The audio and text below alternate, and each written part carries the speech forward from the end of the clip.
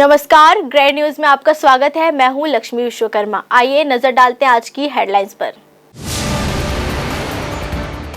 चुनाव नामांकन की 3 दिसंबर को आखिरी तारीख। प्रत्याशियों ने रैली निकालकर ढोल नगाड़ों के साथ पहुंचे नामांकन कक्ष और अपने शक्ति प्रदर्शन कर जीत का किया दावा। निकाय चुनाव में दाखिला कराया गया नामांकन, जहां भाजपा के 20 प्रत्याशियों ने भरा नामांकन।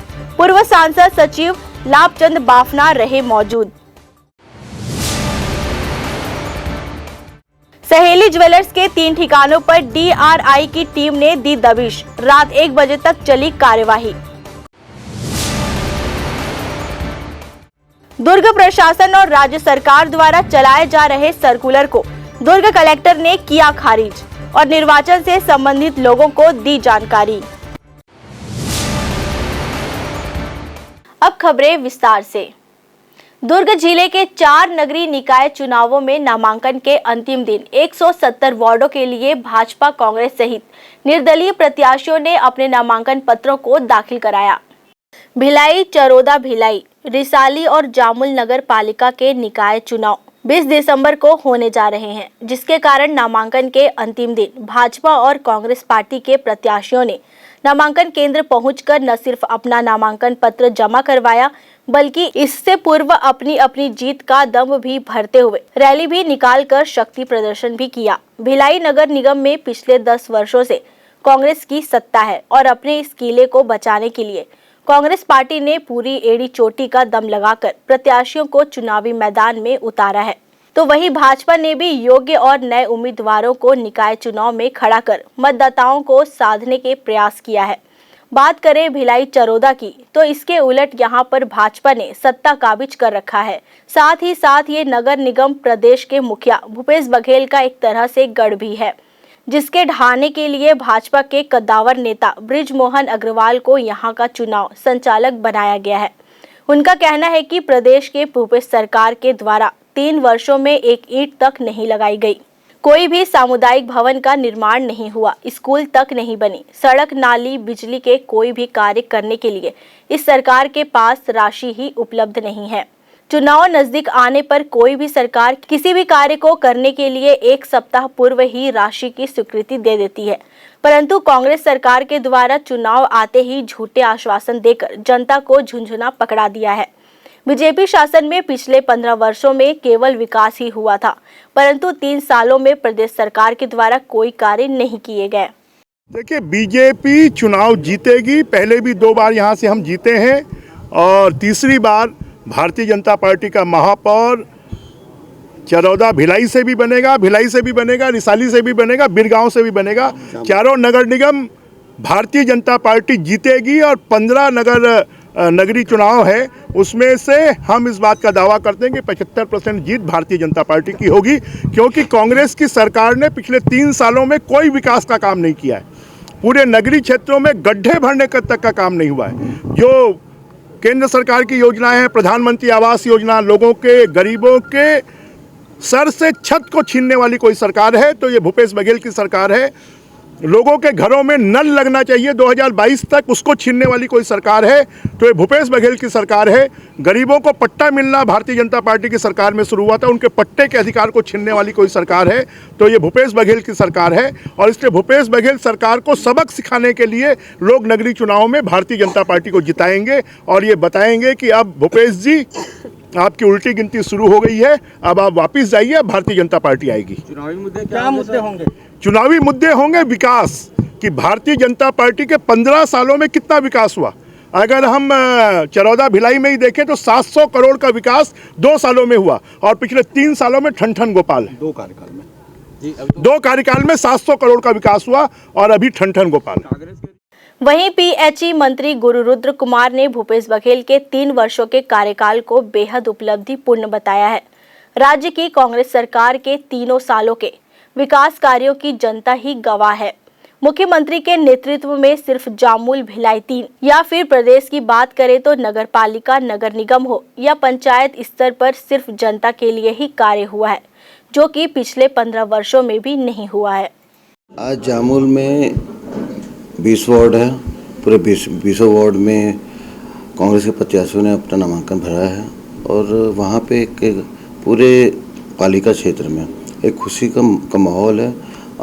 जितों से भी चर्चाएं हुई वहाँ पे, जितों से बातें हुई, उससे स्पष्ट समझ में आ रहा है कि वहाँ पे बहुमत हमें मिलेगी। साथ ही साथ वहाँ पे आने वाले समय में अध्यक्ष भी हमारा बैठेगा। इस मामले में दो ही बात बोलूँगा। पहले तो वो अपने 15 साल के कार्यकाल को पहले देख ले, समझ लिया, और सबसे बड़ी बात, पहले इन लोग आपसी में पहले ये तो तय कर ले कि नेता कौन है। आपसी में इन लोगों ने झगड़ा किए पड़े हैं, फिर उसके बाद आके बात करें, तब सामना करेंगे इनसे। ख्याली पुलाव अच्छा पका लेते हैं बृजमोहन अग्रवाल जी।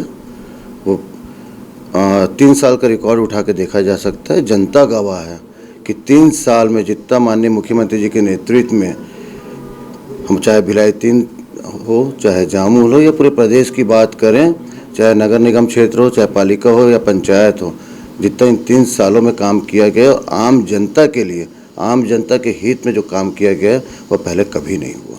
जामुल नगर पालिका और नवगठित रिसाली नगर निगम में भी इसी तरह से दोनों ही दलों के प्रत्याशियों ने अपना नामांकन पत्र भरकर अब चुनावी समर में मैदान में है और अब जल्द ही दोनों दलों के प्रत्याशी अपनी जीत को लेकर जनता के बीच अपने पक्ष में मतदान करने की अपील करते नजर आएंगे।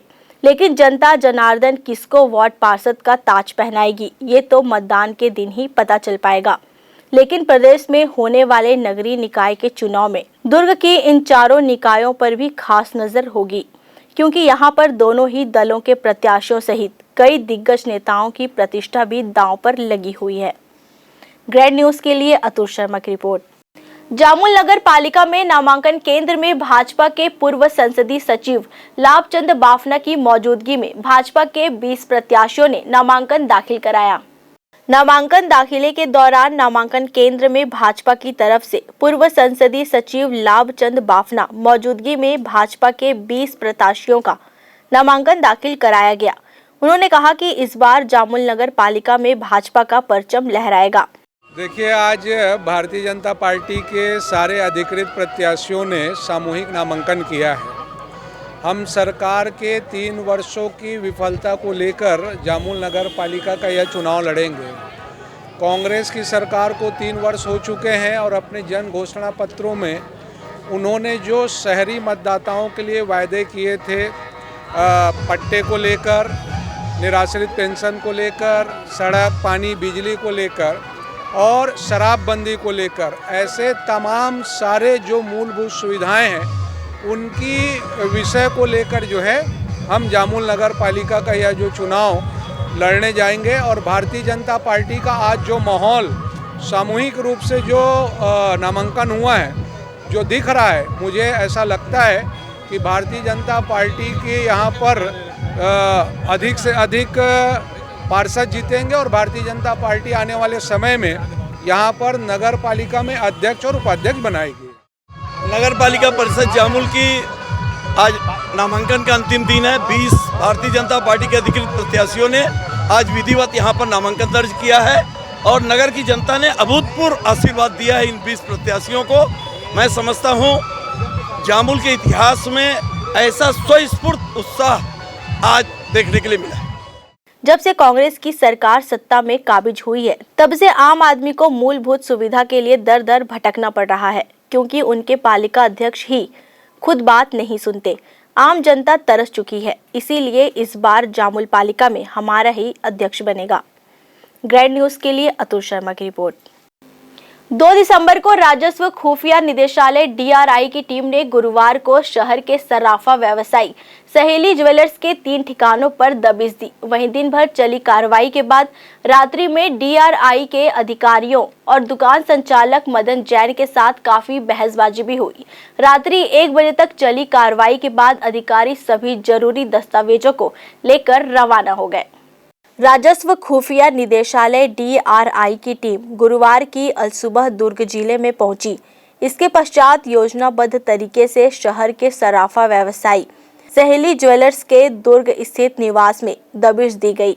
इसके बाद दूसरी टीम सहेली ज्वेलर्स के दुर्ग स्थित है हटरी बाजार चौक एवं उसके पश्चात भिलाई आकाश गंगा स्थित शॉप में दबिश दी गई। DRI की टीम के द्वारा 3 ठिकानों पर दस्तावेजों की जांच की गई। DRI की इस कार्यवाही से पूरे शहर में हड़कंप की स्थिति बन गई है।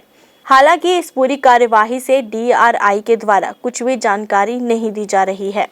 दिन भर चल रही कार्यवाही के बाद अधिकारियों ने रात्रि में दुकान का लेखा जोखा और सारी फाइलों को अपने कब्जे में ले लिया है और जैसे ही रवाना हुए दुकान संचालक मदन जैन और उनके भाइयों ने गाड़ी के सामने आकर हंगामा किया और फाइलों को वापस करने की जिद पर अड़ गए, लेकिन अधिकारियों के आगे किसी की नहीं चली और भारी भीड़ के बीच से DRI के अधिकारियों ने सभी जरूरी दस्तावेजों को लेकर रवानगी की। इस विषय को लेकर दुकान के संचालक मदन जैन और DRI की टीम ने किसी को भी कुछ भी बताने से इनकार कर दिया।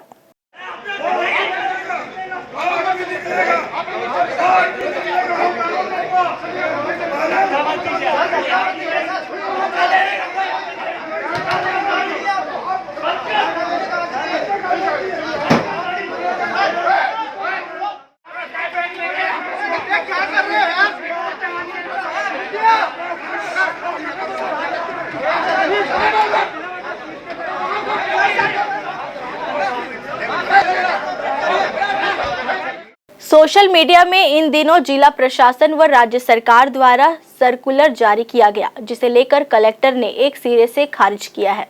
उनका कहना है कि स्कूलों या अन्य विषयों को लेकर कोई भी जानकारी जिला प्रशासन या राज्य सरकार के द्वारा जारी नहीं की गई है। साथ ही उन्होंने विदेशों से आने वाले लोगों और निर्वाचन को लेकर विस्तृत जानकारियां दी। अभी एक सोशल मीडिया में मीटिंग्स और स्कूल के उपस्थिति के संबंध में एक सर्कुलर टाइप चल रहा है, तो मैं बताना चाहूँगा कि इस प्रकार का किसी भी सर्कुलर जिले द्वारा जारी नहीं किया गया है और अगर कोई होगा तो विधिवत रूप से उसका सूचना सभी को दिया जाएगा। अभी किसी भी प्रकार के अफवाह पे कोई ध्यान ना दे। जो विदेशों से आ रहे हैं उसकी एक सूची हमें प्राप्त हुई है और उनके घरों में संपर्क करके उनको क्वारंटीन करने के निर्देश सभी को दे दिए हैं। इसके अलावा उनके सैंपल्स भी लेके उसके टेस्टिंग की व्यवस्था जिले में की जा रही है। सर, जैसे चुनाव के पूरे कार्य में हम लोग ये कोशिश कर रहे हैं कि सोशल डिस्टेंसिंग का पालन हर केंद्रों में और हर वोटिंग में मास्क का रहना आवश्यक है। इसके अलावा हर पोलिंग स्टेशन में सैनिटाइजेशन की भी व्यवस्था की गई। दिव्यांगों के लिए रैंप और बाधा रहित एक्सेस दिया जाएगा। इसके अलावा उनको किसी भी प्रकार के क्यू में खड़ा रहने की आवश्यकता नहीं रहेगी, वो लोग जाके डायरेक्ट मतदान कर सकते हैं।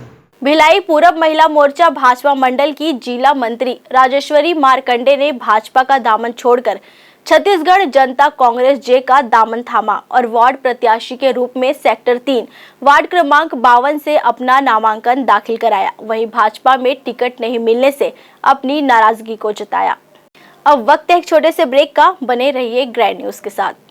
मैं जब अपने बालों को कोम करती थी तो मेरे काफ़ी ज़्यादा बाल कोम्बिंग से टूट जाते थे और सीजनल चेंजेस की वजह से डैंड्रफ भी होता था। फैमिली में भी कुछ लोगों को ये प्रॉब्लम थी।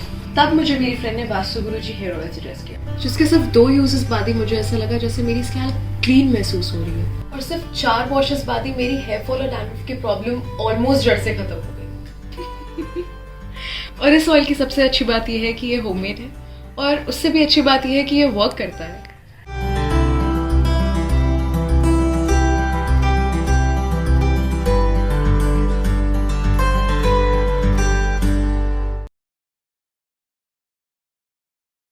सेलिब्रेशन सफारी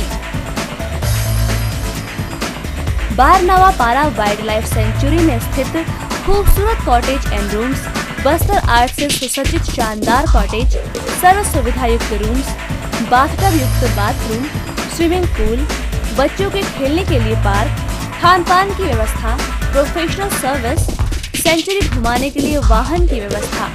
सेलिब्रेशन सफारी बारनावा पारा। For booking and more details contact 9425507202।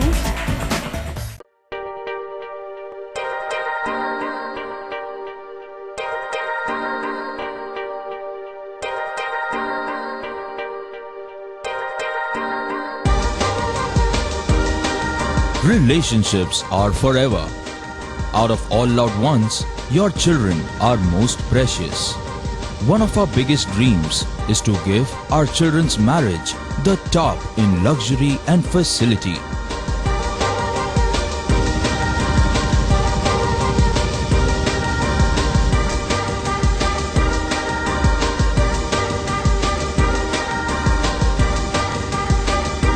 today's busy life, you cannot afford to take time out for everything to be perfect for your marriage. And you cannot compromise on quality of service for your guests. Our customized marriage packages are made just according to your wish. This presentation will acquaint you with the different luxury packed marriage packages available. This package has an elaborate menu with 60 mouth-watering items. Bharat Swagat including welcome drink, snacks and sweets. A breathtakingly decorated welcome gate and the arena decorated with flowers. To give you the best colors in view, we organize special light effects for all areas. We take care of decorating the groom's car to its best attire, and exclusive DJ beats for extreme fun, and valet parking to make your guests feel like an emperor. Our exclusive add-ons give you unlimited freedom to customize your ceremony to its best. Break के बाद आपका स्वागत है। दुर्ग जिले में नगरीय निकाय चुनाव की आखिरी दिन जामुल नगर पालिका पूर्व अध्यक्ष सरोजनी चंद्राकर ने पार्टी समर्थन के साथ जाकर नामांकन दाखिल किया। इसी क्रम में आज जामुल नगर पालिका के वार्ड क्रमांक 4 के प्रत्याशी के पार्षद के लिए पूर्व नगर पालिका अध्यक्ष सरोजनी चंद्राकर ने भी अपने पार्टी कार्यकर्ताओं व समर्थकों के साथ जाकर नामांकन दाखिल किया। सबसे पहले तो मैं अपने पार्टी के माननीय छत्तीसगढ़ शासन के मुख्यमंत्री माननीय भूपेश बघेल जी को बहुत बहुत धन्यवाद देती हूँ। साथ ही साथ हमारे गुरु रुद्र कुमार जी को, जिन्होंने मुझे कांग्रेस पार्टी में एक काम करने का मौका दिया, उसके लिए मैं बहुत बहुत आभार हूँ। वार्ड नंबर 4 से मुझे कांग्रेस का प्रत्याशी बनाया गया है। पहले भी अध्यक्ष पद के लिए यहाँ लीड होकर मैं जीती थी। अभी विकास का मुद्दा हमारा सबसे पहला मुद्दा है। कुछ कार्य जो छूटे हुए हैं, जैसे 30 बिस्तरी अस्पताल की घोषणा तो हुई है, लेकिन कार्य शुरू नहीं हुआ है। ये सब विकास के मुद्दे पर, और सड़क नाली तो हमेशा बनते रहता है। जो शिक्षा, स्वास्थ्य है, ये सब मुद्दे को लेकर हम लोग चुनाव लड़ेंगे। पिछला जो कार्यकाल रहा, उस कार्यकाल में जो कार्य नहीं हो सका, उस कार्य को लेकर, अब इस विकास को लेकर हम सब जनता के बीच में जाएंगे। और निश्चित ही हमारे 4 नंबर की माताएं बहनें सब आज मिलकर हमारे साथ घूमकर जो प्रचार किए हैं। कांग्रेस पार्टी ने मेरी माता श्रीमती सरोजनी चंद्राकर को पुनः वार्ड क्रमांक 4 से टिकट दिया है। मैं माननीय मुख्यमंत्री श्री भूपेश बघेल जी का आभार व्यक्त करता हूँ, प्रदेश अध्यक्ष नवीन मरकाम जी का, कैबिनेट मंत्री हमारे रुद्र कुमार जी का, और समस्त कांग्रेस के जितने भी वरिष्ठ पदाधिकारी हैं उनका मैं धन्यवाद करता हूँ, जिन्होंने पुनः मौका दिया। इसके साथ ही अपने वार्ड का दौरा भी प्रारंभ कर दिया। सरोजनी चंद्राकर ने कहा कि वार्ड के लोगों के सहयोग से पुनः प्रत्याशी के तौर पर मैदान में हूँ। ग्रैंड न्यूज के लिए अतुल शर्मा की रिपोर्ट। निकाय चुनाव के लिए कांग्रेस और बीजेपी ने अपने अपने पत्ते खोल दिए हैं। वहीं कई वर्षों से पार्टी में कार्य कर रहे प्रत्याशियों को टिकट नहीं मिला, जिसे लेकर प्रत्याशियों ने अपनी नाराजगी जाहिर करते हुए खुलकर विरोध किया। निकाय चुनाव के लिए कांग्रेस और बीजेपी ने अपने अपने पत्ते खोल दिए हैं। प्रत्याशियों के नाम घोषित हो गए हैं। कई प्रत्याशी ऐसे भी हैं जो पहली बार चुनावी मैदान में हैं, तो कई दिग्गज भी फिर से चुनाव लड़ने की तैयारी कर रहे हैं। इसी कड़ी में कई प्रत्याशियों को टिकट दिया गया है, तो कोई ऐसे भी हैं जिन्हें उम्मीद थी कि पार्टी उन्हें उम्मीदवार बनाएगी। ऐसे लोगों को टिकट नहीं मिला है। टिकट नहीं मिलने से कार्यकर्ता खुलकर अपना विरोध जता रहे हैं, तो वहीं नाराजगी भी जाहिर कर रहे हैं। कार्यकर्ताओं को स्पष्ट तौर से कहना है कि उन्होंने लंबे समय से पार्टी के लिए काम किया है, लेकिन जब चुनाव में टिकट देने की बारी आई तो पार्टी नहीं है, उन्हें टिकट नहीं दिया गया। अब पार्टी के फैसले के विरुद्ध जाकर या तो निर्दलीय चुनाव लड़ेंगे या फिर चुनाव का बहिष्कार करेंगे। जी, विरोध तो नहीं है, बस थोड़ा सा नाराजगी है, तो नाराजगी जाहिर कर रहे हैं। हमारे साथ में हमारी माताएं एवं बहनें मुझसे मिलने आए और बोले कि हम नाराज हैं, जो हुआ है हमारे साथ में नाइंसाफ़ी, उसके लिए। और सबसे पहले तो मैं अपना परिचय दे दूं, डुलेश्वरी उर्फ गायत्री देवांगन, और मैं कांग्रेस सेवा दल से जिला महामंत्री हूं और ब्लॉक से भी महामंत्री के पद में हूं। और एक पार्टी के प्रति समर्पित थी और हूँ अभी भी और आगे भी रहूँगी। और एक सक्रिय कार्यकर्ता के रूप में इसमें मैं अपनी उपस्थिति मेरी रही और अपने वार्ड में अपनी माताएं एवं बहनों के साथ में ज़मीनी स्तर से मैं जुड़ी रही। और पिछला अभी लॉकडाउन जो निकला उससे पहले भी अपन सूखा राशन वितरण करवाए एवं सब्जी, और जैसे स्वास्थ्य संबंधित आयुष्मान कार्ड है तो तकरीबन 800 कार्ड हमारे तरफ से निःशुल्क मैंने वितरण करवाई हूँ। और भी ऐसे जैसे पेंशन हो गए, राशन कार्ड हो गए, बहुत सारी समस्याएं होती है जो वार्ड में। भिलाई का प्रत्याशी हूँ, वार्ड नंबर 32। मेरा नाम किरण जोशी है। मेरा हस्बैंड कांग्रेस कमेटी भिलाई सेवा दल से संगठन में नाम किरण जोशी का गया था और मेरा हस्बैंड जिला सचिव पद में भी कई वर्षों से काम करते आ रहे हैं। तो हम किसी का विरोध नहीं कर रहे हैं, बस हमको न्याय चाहिए। जो सही है उसको न्याय नहीं मिलता है। ये हमारे पुराने कांग्रेसी कार्यकर्ता है, उनको टिकट मिलनी चाहिए थी। जो नया आदमी है उसको टिकट दे रहे हैं, हम लोग उसको जानते ही नहीं हैं। तो साल भर हो गया है, ये बेचारी कोरोना में हमारी मदद कर रही है, सारे मोहल्ले में सब चीज़ कर रही है। हम लोग सारे जानते ही नहीं जिसको खड़ा कर दिए। देवेंद्र यादव से अपील है हमारी कि ये लोग जो नए नए खड़े कर रहे हो, हम लोग कांग्रेसियों को तोड़ रहे हो। जो पुराने कांग्रेसी हैं, आज से 40 साल पहले के हम लोग जुड़े हुए हैं, आप गलत कर रहे हो। ये चीज़ ये अच्छा नहीं कर रहे हो। नगर निगम चुनाव को लेकर अब जिसे प्रत्याशी नहीं बनाए गए हैं, अब वह नाराजगी जता रहे हैं। कई सालों से जमीनी स्तर पर कांग्रेस पार्टी के लिए कार्य करने के बाद भी हमें टिकट से वंचित कर दिया गया और अब किसी नए चेहरे को वार्ड में लाकर पार्षद का टिकट थमा दिया। ग्रैंड न्यूज के लिए अतुल शर्मा की रिपोर्ट। जिला पंचायत सभागार में शुक्रवार को अनुसूचित जाति विकास प्राधिकरण छत्तीसगढ़ की समीक्षा बैठक आयोजित की गई। इस बैठक में डोंगरगढ़ विधायक भुवनेश्वर बघेल विशेष रूप से उपस्थित रहे। जिला पंचायत सभागार में शुक्रवार की प्रदेश स्तरीय अनुसूचित जाति विकास प्राधिकरण की समीक्षा बैठक का आयोजन किया गया। बैठक में प्रदेश भर से अनुसूचित जाति प्राधिकरण के अधिकारी मौजूद रहे। बैठक के माध्यम से अनुसूचित जाति उत्थान विषय पर विशेष चर्चा की गई और अनुसूचित जाति व पिछड़े वर्ग के लिए आवश्यक सुविधाएं जैसे शिक्षा, चिकित्सा, रोजगार जैसे विषय को लेकर अधिकारियों ने बड़े जनप्रतिनिधियों का ध्यान आकर्षित किया। बैठक को लेकर अनुसूचित जाति विकास प्राधिकरण के अध्यक्ष व डोंगरगढ़ विधायक भुवनेश्वर बघेल ने बताया कि अनुसूचित जाति के लिए सभी को मिलकर कार्य करना है और सरकार की योजनाओं को उन तक पहुंचाना है, जिसका लाभ अनुसूचित जाति के लोगों को मिल सके। जाति विकास प्राधिकरण की आज समीक्षा बैठक की। हमारे अनुसूचित जाति के भाइयों के लिए किए जा रहे काम जो है उनका आज हम लोग यहाँ पर बैठ के समीक्षा की और जो सरकार की योजना है उसको हम लोग अनुसूचित जाति के वर्गों के लिए कितने अच्छे से और सुचारू रूप से और उनको रोजगार से, शिक्षा से और स्वास्थ्य को कैसे उनको सुदृढ़ किया जाए, सक्षम किया जाए, ये हम लोग बैठ के आज समीक्षा की। बहुत ही आज हमारे नए सदस्य भी आज यहाँ पर आए थे, उनका यहाँ पर स्वागत भी हुआ और एक बहुत अच्छी यहाँ पर बैठक हुई ताकि हम सब मिलकर अनुसूचित जाति के विकास के लिए कितने अच्छे से अच्छे काम कर सकते हैं, वो सब ये सोच के लिए आते हैं। सारे पूरे प्रदेश से हमारे एसी से लोग आए हैं, हमारे जो नए सदस्य अभी चुने हैं वो लोग मनोनीत हुए हैं, वो लोग आए हैं और हमारे जिला पंचायत के अध्यक्ष साथी लोग आए हैं, सभी लोग।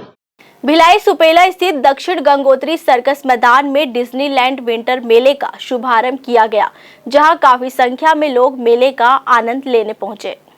भिलाई सुपेला स्थित दक्षिण गंगोत्री मैदान में डिज्नीलैंड विंटर कार्निवाल मेले का शुभारंभ किया गया है। इस मेले में विभिन्न प्रकार के कारीगरों हाथों से बने वस्तुएं एवं घरों में सजाने के लिए शो पीस भी उपलब्ध हैं। वहीं विंटर सीजन के लिए खास ऊनी कपड़े भी लगाए गए हैं। कोरोना काल के बाद डिज्नीलैंड मेले के आयोजन से बच्चों में खुशी की लहर देखी गई, वहीं बड़े भी इस मेले का आनंद उठा रहे हैं। यहाँ वैसे तो मतलब मुझे मेरे दोस्तों से पता चला कि यहाँ मेला लगा हुआ है करके 15-20 दिनों का, तो हम लोग पहले से कॉलेज से आए हुए थे, थके हुए थे, तो यहाँ आने पे मतलब बहुत ज़्यादा मज़ा आ रहा है। हम लोग भी झूला वगैरह भी झूले, आकाश झूला गए थे और एक राउंड वाला एक और झूला था, उसमें सबसे ज़्यादा मज़ा आया वो को। हाँ, तो अच्छा है कि एंजॉयमेंट के लिए यहाँ आ सकते हैं, ऐसा है। सारे झूले अच्छे हैं, वैसे तो आते रहते हैं झूले, लेकिन इस बार 2 साल के बाद देखने को मिले तो और ज़्यादा अच्छा लग रहा है। डिज्नीलैंड विंटर मेला का आयोजन पूरे विंटर सीजन तक चलेगा। इस मेले में लोगों के मनोरंजन के लिए जॉइंट व्हील हवाई झूला, ब्रेक डांस झूला, dragon train, Mickey mouse jumping चक्री एवं खास आकर्षण के लिए रेंजर झूला लगाया गया है, जिससे लोग मेले का आनंद उठा सकें। ग्रैंड न्यूज के लिए अतुल शर्मा के साथ रंजना राज की रिपोर्ट। अंतर्राष्ट्रीय दिव्यांग दिवस के मौके पर राजनांदगांव जिले के स्टेट हाई स्कूल मैदान में दिव्यांगों के बीच जिला स्तरीय खेल कूद प्रतियोगिता आयोजित की गई। मूक बधिर एवं अस्थि बाधित बच्चों के प्रति उत्साहवर्धन करने के उद्देश्य से अंतर्राष्ट्रीय दिव्यांग दिवस के मौके पर राजनांदगांव शहर के स्टेट हाई स्कूल मैदान में जिला स्तरीय खेल कूद प्रतियोगिता का आयोजन किया गया। इस प्रतियोगिता में दौड़, बुक बैसलिंग, गोला फेंक खेल को शामिल किया गया था। शिक्षा विभाग के जिला समन्वयक ने कहा कि इस प्रतियोगिता में आस्था अभिलाषा स्कूल सहित जिले के अन्य विशेष स्कूलों के लगभग 141 बच्चों ने हिस्सा लिया। खेल प्रतियोगिता के साथ ही सांस्कृतिक कार्यक्रम का आयोजन भी इस अवसर पर किया गया।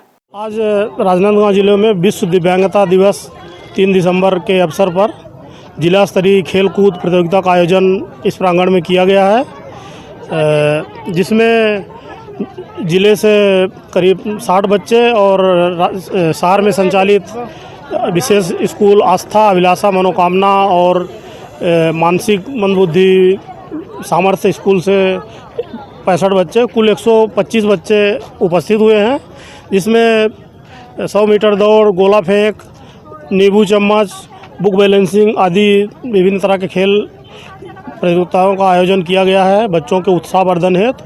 इसके बाद अभिलाषा के प्रांगण में बच्चों का सांस्कृतिक कार्यक्रम, नृत्य वगैरह रखा गया है। प्रतियोगिता में दिव्यांग बच्चों ने दौड़ प्रतियोगिता सहित बुक बैलेंसिंग और गोला फेंक प्रतियोगिता में अपने खेल का जौहर दिखाया।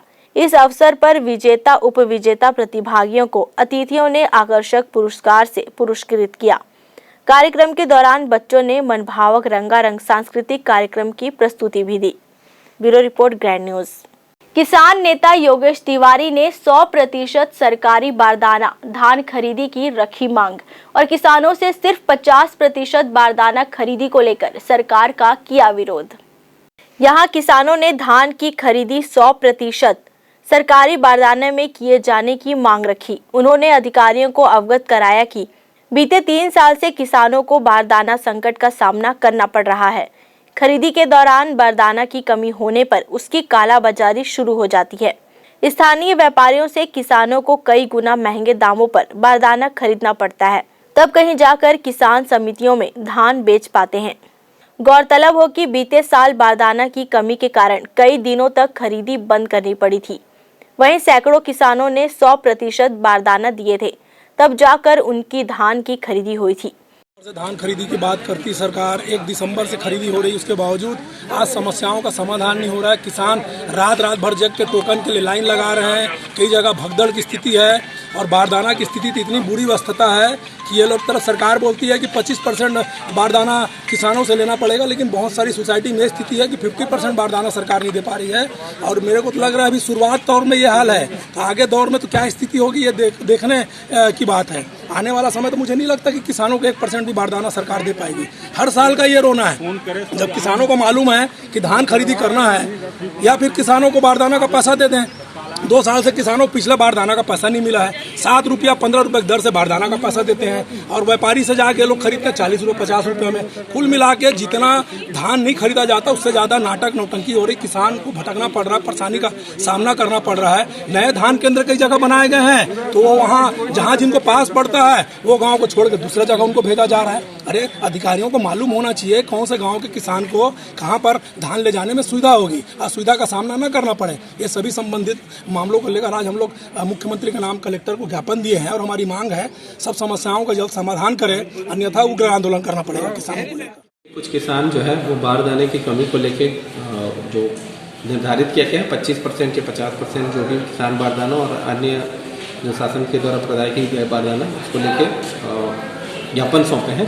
दूसरा नवीन धान खरीदी केंद्र है, वहाँ पे दूरी को लेके पेंड्री और ढारा के किसान के द्वारा ज्ञापन ये सौंपा गया कि पूर्ववत खुड़मुड़ी बनाना चाहते हैं। बीते साल राज्य सरकार ने किसानों को प्रति बारदाना के लिए 15 रुपए भुगतान किया था, लेकिन अब तक सैकड़ों किसानों को बारदाना का भुगतान नहीं हो पाया है। इसीलिए धान खरीदी शुरू होने के साथ ही किसानों ने सरकार से बारदाना की उचित व्यवस्था करने और व्यवस्थित तरीके से धान खरीदी की जाने की मांग की है। शासन के आदेश पर किसानों को 25 से 50% बारदाना किसानों से लिए जाने की सरकारी घोषणा के बाद किसान बारदाना की व्यवस्था में जुट गए हैं। Bureau report, grand news. Grand news की खबरों में फिलहाल इतना ही। मुझे दीजिए इजाजत। नमस्कार।